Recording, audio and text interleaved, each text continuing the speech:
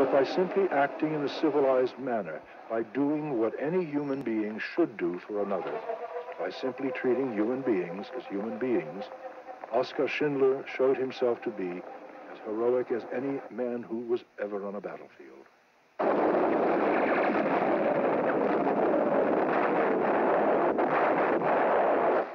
The Holocaust and World War II began with World War I, a monument to blood and misguided patriotism.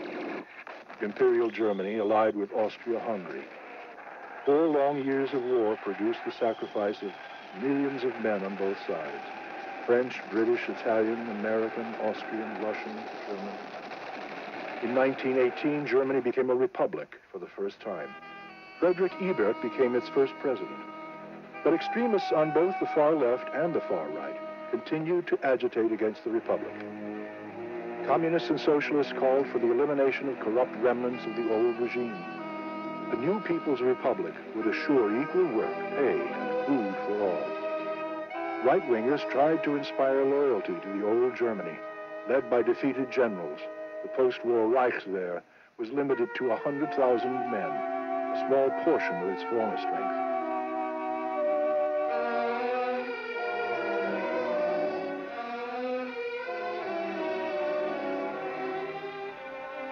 But other ex-soldiers formed the Freikorps, an unofficial army also dedicated to restoring pride to Germany.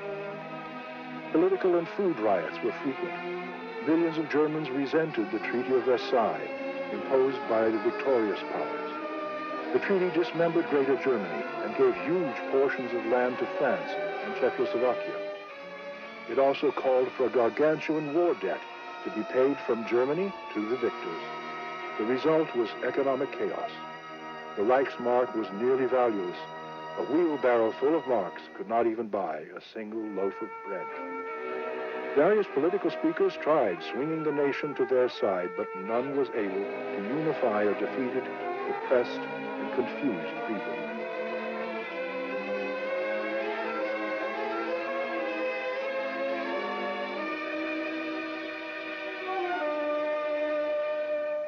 In Munich, a hotbed of politics and nationalism, an Austrian named Adolf Hitler rose to prominence as the spearhead of National Socialism, a fascistic and self-centered theory of government predicated on several specious ideas, among which was the superiority of Aryan blood and the inferiority of Jews. Anti-Semitism had been a fact of life in Germany, France, Poland, and elsewhere for centuries. Hitler and his uniformed fanatical followers were able to tap into that basic and primal hatred of the outsider. Clearly, it was the Jew that betrayed Germany. Among Hitler's early followers, Ernst Röhm, homosexual sadist, head of the uniformed gang of street thugs known as the SA, and later murdered on express orders from Adolf Hitler. Hermann Goering, aerial hero of the war, now a porcine morphine addict. Julius Streicher, self-proclaimed Jew-hater #1, editor of the newspaper Der Stürmer. Ex-chicken farmer Heinrich Himmler, whose bland appearance hid a ruthless political genius. Himmler would institute the extermination of the so-called inferior race.